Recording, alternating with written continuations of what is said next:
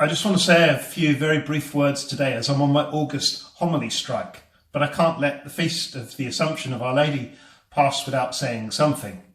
Today we celebrate the Feast of the Assumption. The Assumption is a great celebration, but it's part of a set of two. The other feast day is the Feast of the Immaculate Conception that happens back in December. The Immaculate Conception is not, as some people think, about Mary conceiving Jesus without having sex. The Immaculate Conception is about Mary being conceived herself without original sin, without the sin that all of us inherit because it's part of what it means to be human. And the Assumption comes at the other end of Mary's life. It's when Mary eventually comes to the end of her life and, being free from sin, she doesn't have to die. And so she is simply assumed, taken up into heaven. Now, usually when we celebrate the feast day of a saint, we think about their great achievements. We think about the way in which maybe they have overcome their weakness in order to achieve great things. And we think about the way in which we can be like them. But today, that's not really possible, because the Immaculate Conception and the Assumption of Our Lady are nothing that Mary did. She didn't achieve those things. It was God working in her. The second thing is, usually when we think about the saints, we think about how they overcame their weakness to achieve great things. But Mary, we believe, is sinless, so there isn't that weakness to overcome.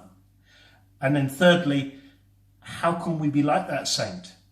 Well, with Mary, we can't be like her in that way. None of us can be immaculately conceived, and although we're destined to go to heaven, we're not going to be assumed into heaven without dying.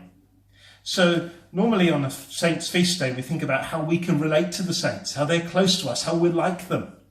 But the Feast of the Assumption of Our Lady seems to do the opposite. It seems to create a separation between us and Our Lady. It seems to make Our Lady seem a totally different kind of person to what we're like. But is that true?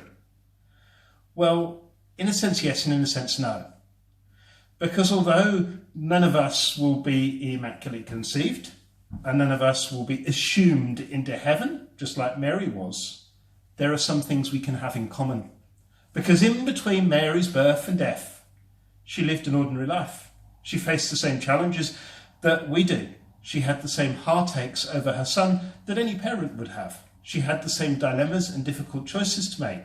From the moment the angel appeared to her at the Annunciation to the time when she saw Jesus on the cross, she sometimes had to make some agonizing decisions as to do what was best. And she had to submit and be open to God's plan in all the challenges of life. And there is a similarity in that with us. Just as Mary had no first-class ticket on her journey through life, so too it's the same with us. Mary's destiny and her vocation didn't insulate her from the difficulties and the trials that life brings. And it doesn't insulate us either. But like with Mary, we're called also to say yes to God. We're called also in our journey through life, in the decisions and the difficulties and the dilemmas that we face, to be open to God's will. Not because that will give us an easier ride through life, but because when we do that, like with Mary, we can allow great things to happen.